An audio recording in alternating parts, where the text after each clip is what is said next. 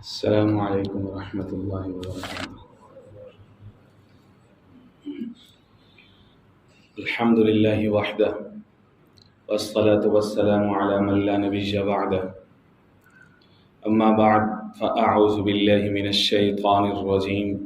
بسم الله الرحمن الرحيم.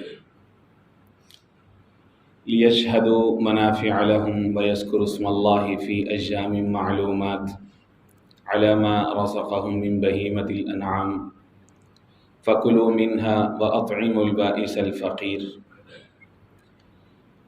وقال الله تعالى: ولكل أمة جعلنا منسكا ليذكروا اسم الله على ما رزقهم من بهيمة الأنعام فإلهكم إله واحد فله أسلموا وبشر المخبتين.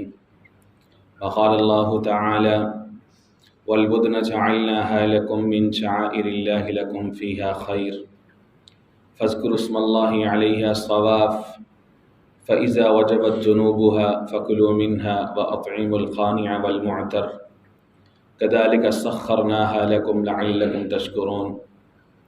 لن ينال الله لحومها ولا دماؤها ولكن يناله التقوى منكم كذلك سخرها لكم لتكبروا الله على ما هداكم وبشر المحسنين.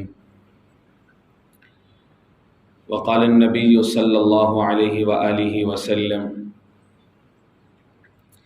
ما عمل ابن آدم من عمل يوم النحر أحب إلى الله من إهراق الدم وإنه ليأتي يوم القيامة بقرونها وأشعارها وأظلافها وإن الدم ليقع من الله بمكان قبل أن يقع بالأرض فطيبوا بها أو كما قال عليه الصلاة والسلام. صدق الله العظيم وصدق رسوله النبي الكريم ونحن على ذلك لمن الشاهدين والشاكرين والحمد لله رب العالمين. مولاي صل وسلم دائما أبدا على حبيبك خير الخلق كلهم هو الحبيب الذي ترجى شفاعته لكل هول من الأهوال مقتحم. الله أكبر الله أكبر لا إله إلا الله والله أكبر الله أكبر ولله الحمد. الله أكبر الله أكبر لا إله إلا الله والله أكبر الله أكبر ولله الحمد. الله أكبر الله أكبر لا إله إلا الله والله أكبر الله أكبر ولله الحمد.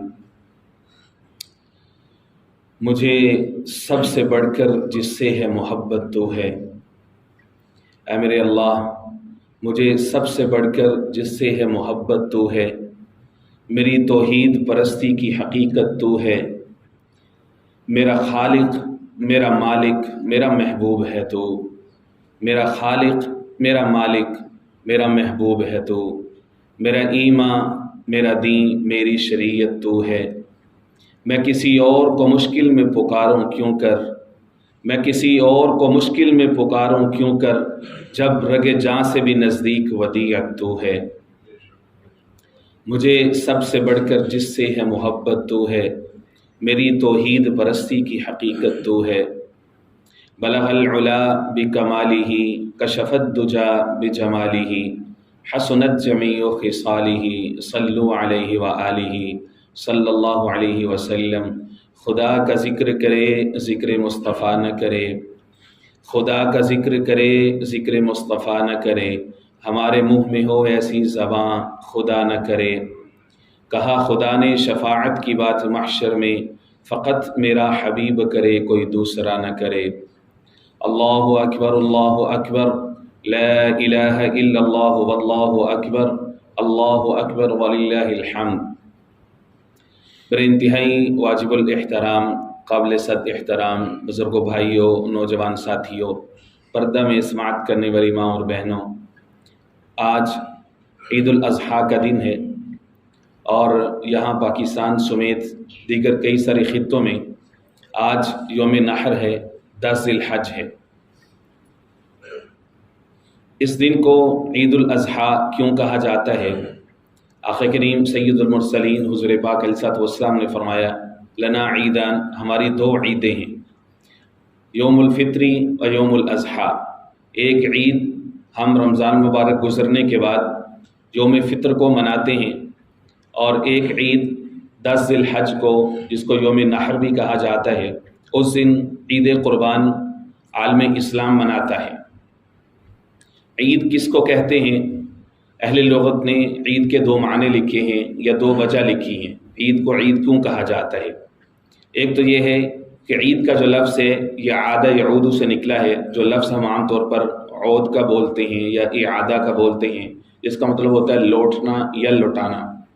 تو عید سے مراد وہ دن ہے جو بار بار لوٹ کر کے آتا ہے، اس لیے عید کو عید کہا جاتا ہے۔ اللہ رب العزت ہم سب کو، ہمارے چاہنے والے محبین متعلقین، پوری امت کو اللہ رب العزت صحت و سلامتی، ایمان و عافیت کے ساتھ ایسی ان گنت بہاریں نصیب فرمائے۔ عید کا دوسرا مطلب خوشی ہوتا ہے، اور یہ عید بھی عالم اسلام کے بچے، بوڑھے، جوان، مرد و عورت کے لیے خوشی اور مسرت کا سامان لے کر کے آتی ہے۔ جو عید الفطر ہوتی ہے اس سے قبل فرض روزے ہوتے ہیں، ان فرض روزوں کے بدلے میں اللہ رب العزت کا وعدہ ہے کہ میرے بندے، میرے بندیاں بھوک پیاس کاٹ کر کے، میرے لیے سارا جہد کر کے، ساری مشقتیں اٹھا کر کے اب عیدگاہ میں چل کر کے آئے ہیں، اے فرشتوں گواہ ہو جاؤ میں نے ان سب کی مغفرت کر دی۔ تو یہ جو مغفرت کا اعلان ہے یہ مسلمان کے لیے، مومن کے لیے سب سے بڑا خوشی کا ساماں ہوتا ہے۔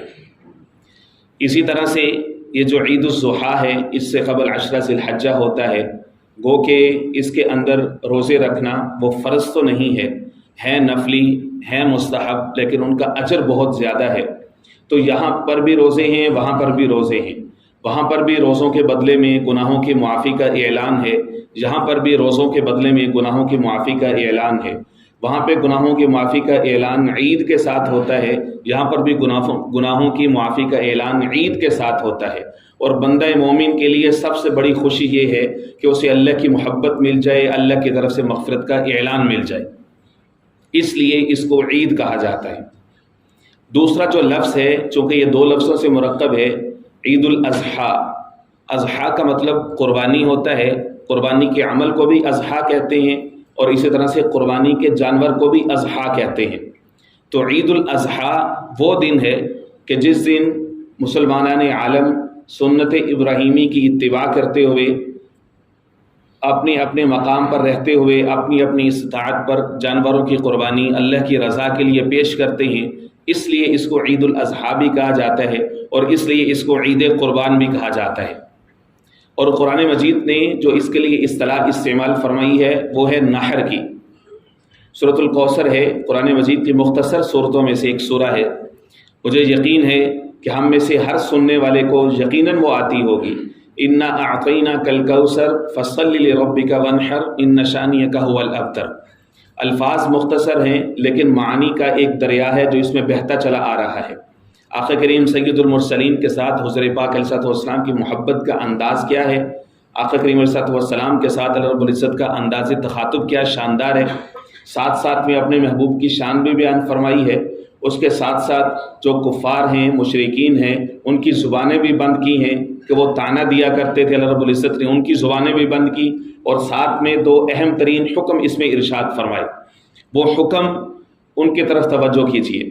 اللہ نے فرمایا فصلی لربک وانحر، محبوب آپ یہ دشمن، یہ کفار، یہ مشرکین جو آپ کے اوپر حجب کرتے ہیں، بکواس کرتے ہیں اور آپ کے خلاف کوئی ایسی بات کرتے ہیں، آپ ان کو چھوڑیے، ان کی طرف توجہ نہ کیجیے۔ گویا کہ اللہ رب العزت نے پورے انسانوں کو، سب کو ایک اصول دے دیا کہ جب ایسے لوگ آپ کے ارد گرد موجود ہوں کہ جن سے آپ کو تکلیف پہنچتی ہو تو آپ کوشش کریں کہ خاموش رہیں، ان کو جواب نہ دیں، اپنے کام سے کام رکھیں، اپنے کام پر فوکس کریں۔ فرمایا فصلی لربک وانحر، محبوب آپ دو کام کریں، نمبر 1 نماز، نمبر 2 نحر، قربانی۔ فصلی لربک وانحر، گویا کہ یہ دو چیزیں ساتھ ساتھ ہیں۔ کتنی ساتھ ہیں؟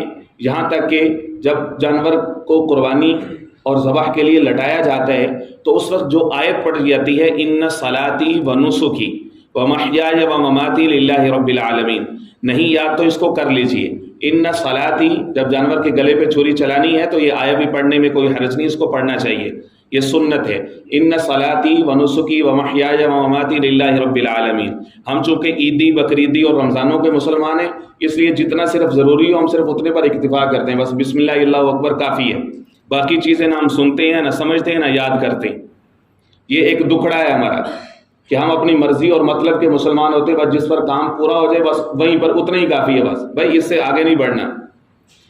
ان صلاتی و نسکی و محیای و مماتی للہ رب العالمین۔ سورۃ الکوثر میں بھی اللہ رب العزت نے نماز کے ساتھ قربانی کو بھی اکٹھا کیا ہے، یہاں پر بھی نماز کے ساتھ قربانی کو اکٹھا کیا ہے، گویا کہ یہ بتا دیا کہ قربانی اللہ رب العزت کو اسی بندے کی محبوب ہے جو نماز کی پابندی کرے، نہ یہ کہ فجر میں سویا رہے اور عید میں لوگوں کو دکھانے کے لیے، گھر والوں کو منہ دکھانے کے لیے مسجد میں آ جائے۔ نماز اور قربانی اللہ رب العزت نے دونوں کو اکٹھا کیا ہے، نماز پہلے ہے اور اس کے بعد پھر دوسرے نمبر پر اللہ رب العزت نے کس کو رکھا ہے؟ قربانی کو رکھا ہے۔ تو نحر کہتے ہیں اصل میں اونٹ کے ذبح کرنے کو عربی کے اندر، چونکہ عربوں کے اندر یہ ٹرینڈ تھا کہ وہ لوگ اونٹ کی قربانی کرنا پسند کرتے تھے، یہ جانور بھی وہاں پر کثرت کے ساتھ پایا جاتا ہے، اس لیے قربانی کے لیے لفظ رکھا نحر۔ لیکن اصل میں جتنے بھی جانور ہیں جن کی قربانی کی جاتی ہے بعد میں، ان سب کے لیے ہی ان سب کو اس میں اکٹھا کرتے ہوئے اس دن کو یوم نحر کہا جاتا ہے کہ بھئی اس دن کیا ہوتی ہے؟ قربانی ہوتی ہے، یوم نحر۔ میرے دوستو، جس طرح سے ہم نے یہ سمجھا کہ عید کس کو کہتے ہیں، اضحیٰ کس کو کہتے ہیں اور قربانی کس کو کہتے ہیں، یہ بڑا ضروری ہے کہ ہم یہ سمجھیں کہ اس کی اہمیت اور اس کی فضیلت کیا ہے۔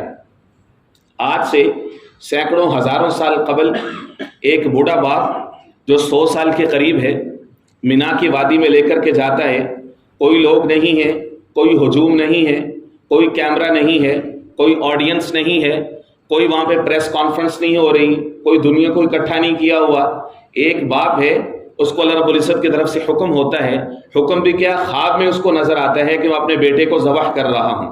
وہ اپنے جوان سالہ بیٹا جس کی عمر 10 سال سے کچھ اوپر ہے، اس کی انگلی پکڑتا ہے، ماں بھی کیسی ایمان والی ہے کہ اللہ کے راستے میں قربان کرنے کے لیے اپنے بیٹے کو پیش کر رہی ہے اور بلا چون و چرا پیش کر رہی ہے۔ یہ ماؤں کی تربیت، عورتوں کی تربیت ایسا ہونا بڑا ضروری ہے کہ وہ اللہ کے حکم کے سامنے سر تسلیم خم کرتے۔ آج کی کوئی عورت ہوتی تو آگے سے کھڑی ہو جاتی، ویمن رائٹس والے آ جاتے چوکوں میں، چوراہوں میں موم بتیاں لے کر کے کہ بھئی یہ ہو کیا رہا ہے، ایسا تو نہیں ہوتا کہ انسان کو ذبح کیا جائے، یہ کون سا دین ہے، یہ کون سا مذہب ہے۔ دنیا والوں کو بتا دیا کہ اصل مذہب انسانیت نہیں ہے۔ رب کعبہ کی قسم، یہ جو انسانیت کا لفظ بولا جاتا ہے، اس سے بڑا دنیا کو کوئی دھوکہ نہیں ہے۔ انسانیت کا مطلب ہے کہ انسان ہے، اس کی سوچ ہے، اس کی پرسنل فریڈم ہے، اس کی فریڈم آف ایکسپریشن ہے، مذہب کی کوئی حیثیت نہیں ہے، اللہ اور اس کے رسول کے احکام کی کوئی حیثیت نہیں ہے۔ انسان کو جو سمجھ میں آتا ہے اس کی رسپیکٹ کرو، بس یہی مذہب انسانیت ہے۔ انسانیت کو مذہب کہنا اس سے بڑا کوئی جرم نہیں ہے۔ انسانیت کا احترام ہے، وہ دین اسلام کا اہم موضوع ہے، وہ الگ سے ہے، وہ ہر بندے کو پتہ ہے، ہر مسلمان کو پتہ ہے کہ انسانیت کا احترام کیا ہے۔ انسانیت کو بطور مذہب متعارف کروانے کا مطلب یہ ہے کہ مذہب کی کوئی حیثیت نہیں ہے، اللہ اور اس کے رسول کے احکام کی کوئی حیثیت نہیں ہے۔ یہاں پر دیکھیں، ماں باپ اپنے بچے کو قربانی کے لیے پیش کریں، نہ صرف پیش کریں بلکہ جو اس کی ریکوائرمنٹس ہے وہ ساری کی ساری پوری کریں۔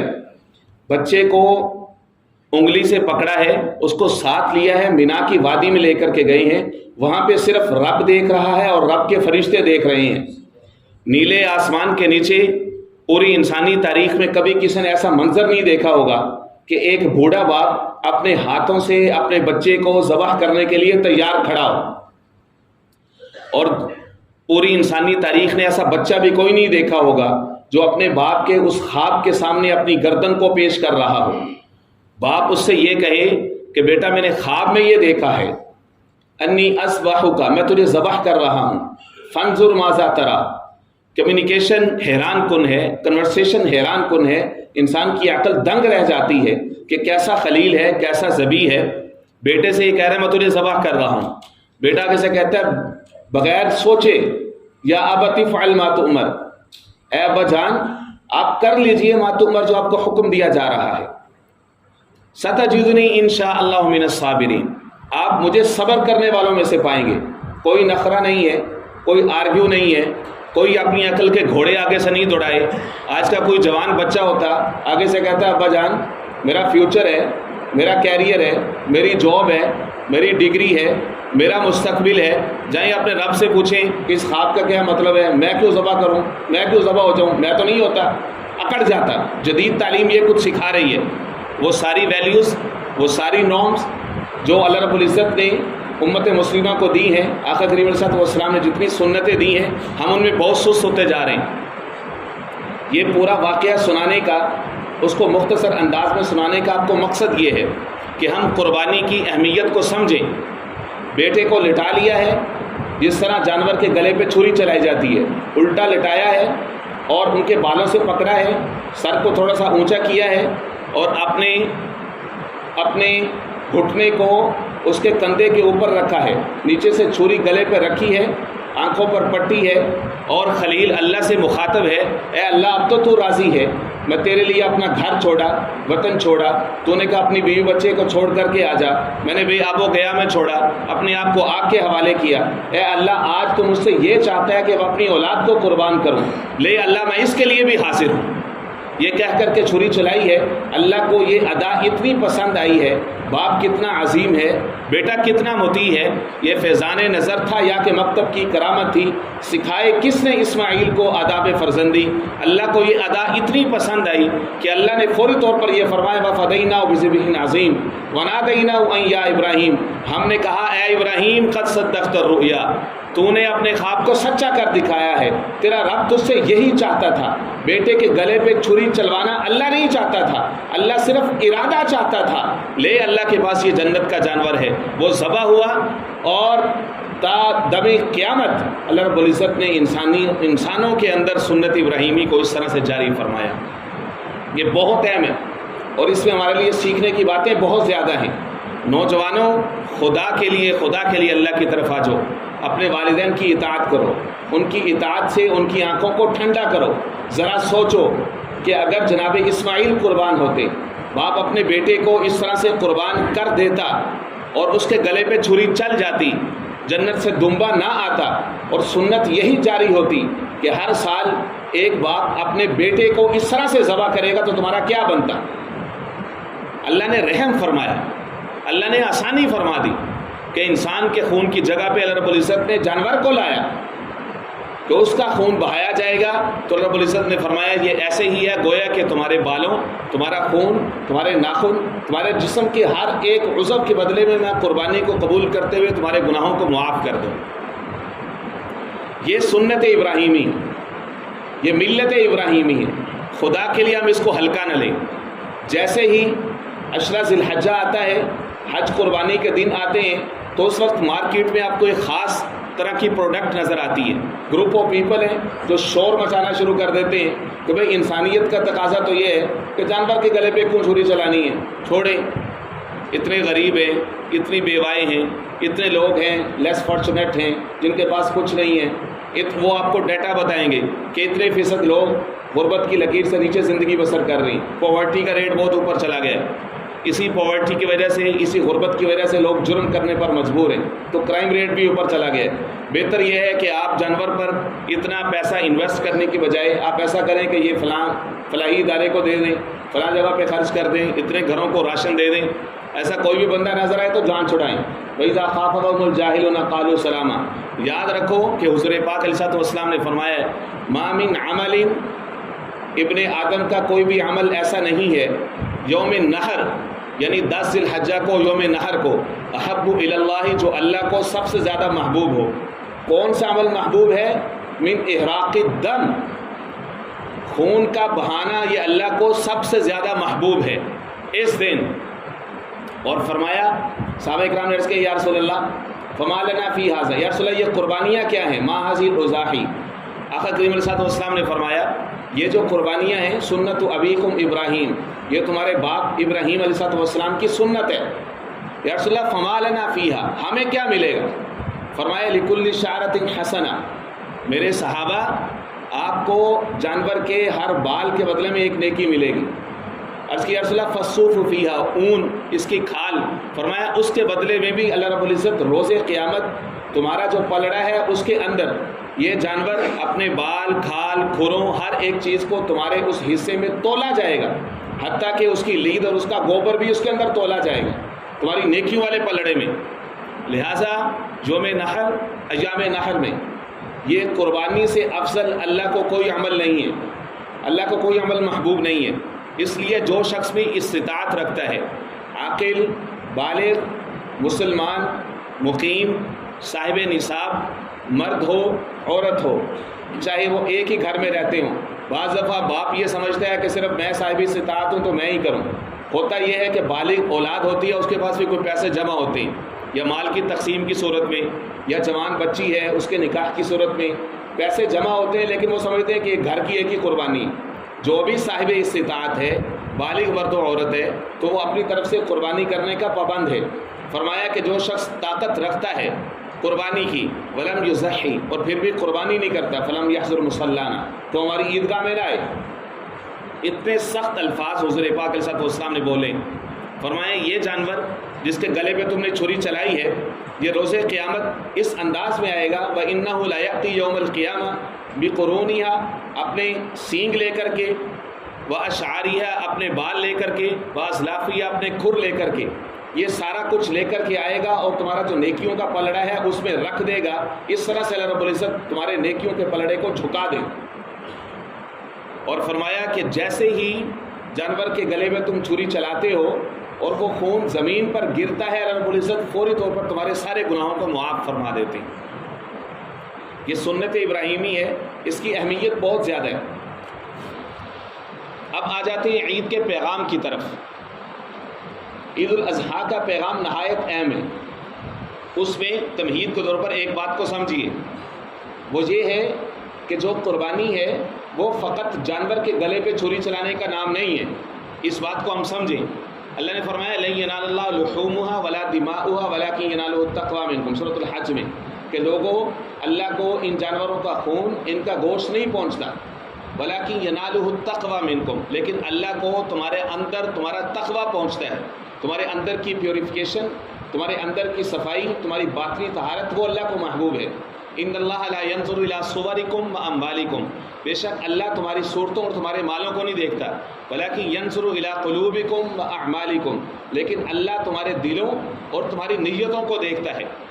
ہم اپنے اندر کے جتنے بت ہیں، حسد کے، کینہ کے، بغض کے، عداوت کے، نفرت کے، لوگوں کے ساتھ دشمنی کے، عزیز رشتہ داروں کو نقصان پہنچانے کا جذبہ، یہ سارے کے سارے بت ہیں جن کو ہم نے قربان کرنا ہے۔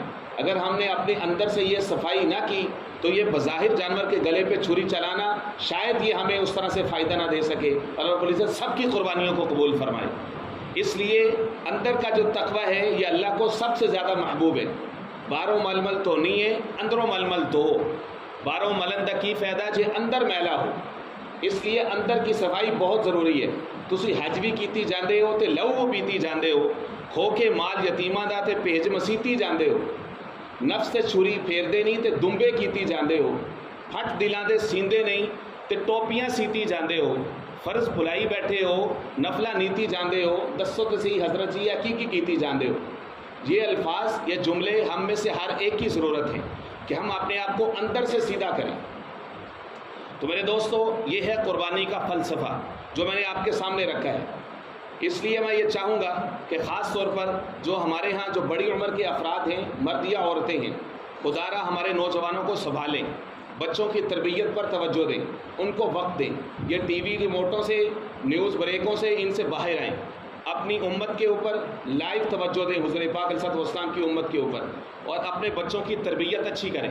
جو نوجوان ہیں خدا کے لیے وہ حلال روزی میں لگیں، حرام ذرائع سے بچیں، اپنی جوانیوں کو پاک کریں۔ یہ امت کی امانت ہیں، گناہوں سے بچیں، موبائل کا درست استعمال کریں، کیونکہ اس موبائل نے گھر گھر میں بگاڑ پیدا کیا ہے، رشتوں کو توڑ دیا ہے، باہمی عداوتوں کو اس نے ابھار دیا ہے۔ اس سے بچیں۔ جوان بچیاں پردوں کا اہتمام کریں، اور عورتوں کو چاہیے، ماؤں کو چاہیے کہ اپنی بچیوں پر توجہ دیں، اس کے معاملات پہ توجہ دیں۔